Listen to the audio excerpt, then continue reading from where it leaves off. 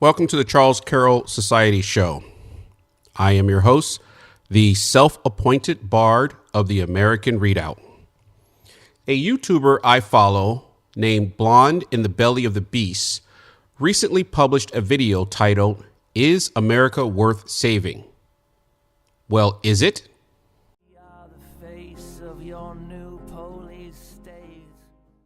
It is my opinion that Blonde's question more accurately could be asked, is the current American political and cultural system, as expressed in 2018, worth saving? For that, we have to go and look at how our current political and cultural system differs from the system originally envisioned when this nation was started. It is my opinion that America has had several political revolutions in its past. A political revolution being defined as when the form of government is significantly altered, but in which property relations are predominantly left intact. In other words, the politics changes somewhat significantly, but you still own your house. Actually, the Constitution itself, which I believe the Blonde in the Belly of the Beast is talking about, is actually America's first political revolution, if, of course, we're not counting the Revolutionary War. The Articles of Confederation were ratified in March 1781. This form of government was an overthrow by the establishment of their time, creating the current United States Constitution in 1788. Initially, the states agreed to alter or approve the existing Articles of Confederation.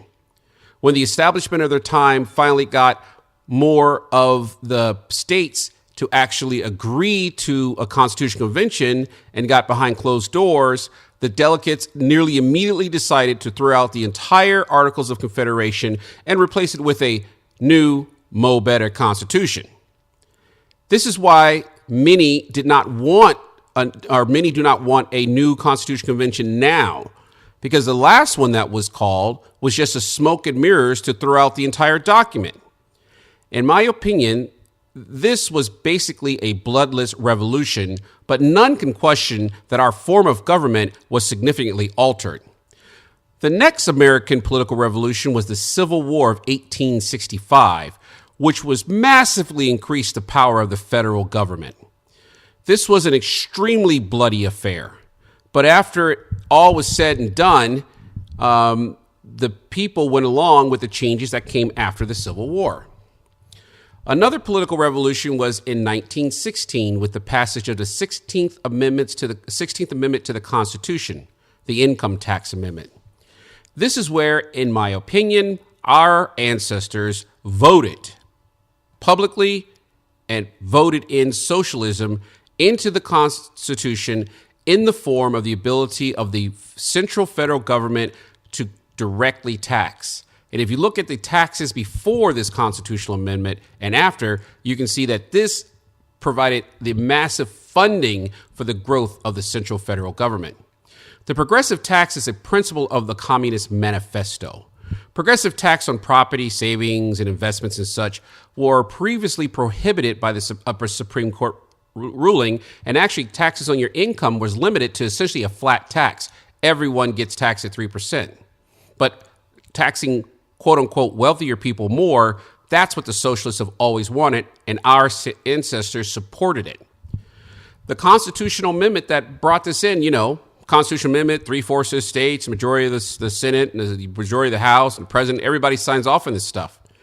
It basically allowed the central federal government to unlimitedly tax money.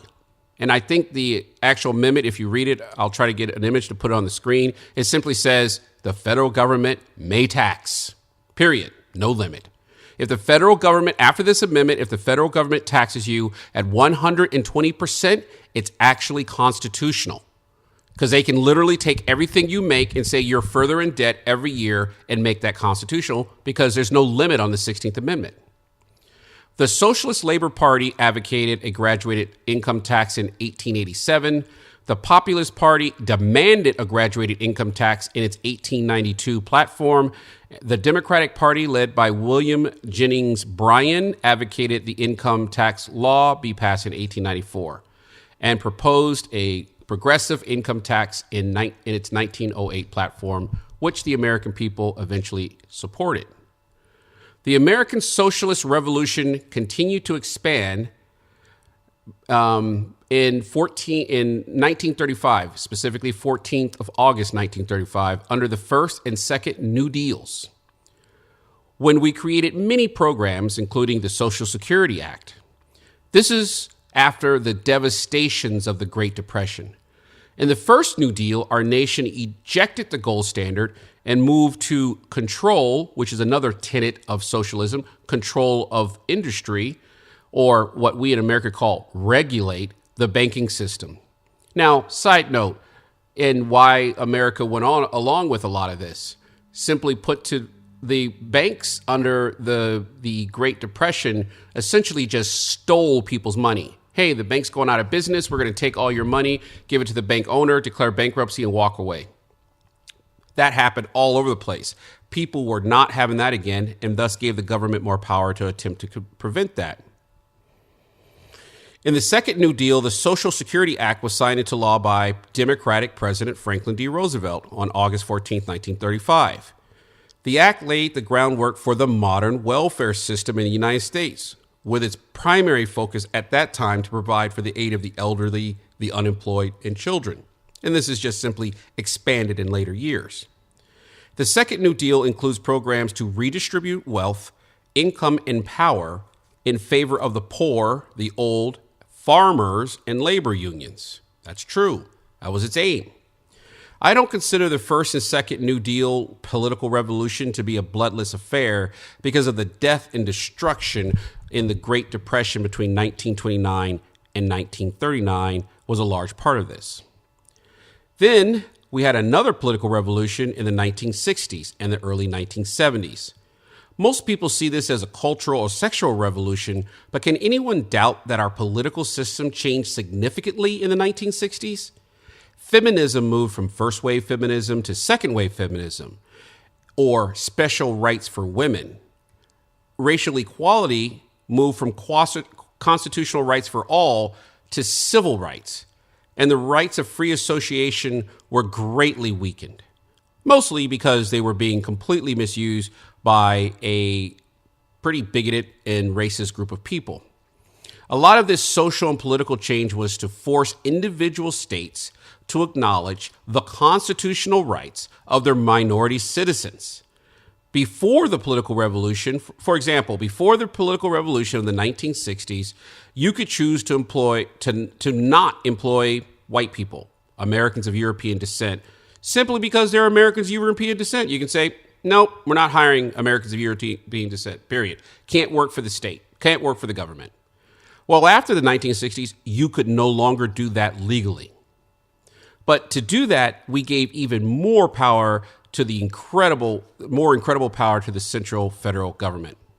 By the way, I count this as a bloody affair, obviously not on the par of over 500,000 deaths of the Civil War, but the assassination, the urban riots, the lynchings, the shootings, the bombings.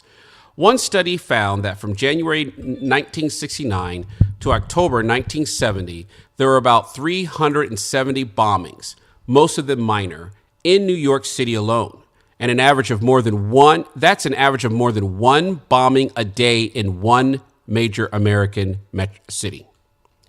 My point is that there have been a lot of political American revolution, some of them bloodless, some of them bloody. America now, politically and culturally, is not as it was originally envisioned in the Constitution. Thus, I think a better question for the blonde in the belly of the beast, and for basically anyone, is the American system, after all these political and cultural revolutions, worth saving? And for that, I will depend upon the great comment section below. Please let me know what you think. Smash the like button, subscribe, and share. Viva Crystal Rey, Viva Crystal Rey, Viva Crystal Rey, y the Virgin of Guadalupe.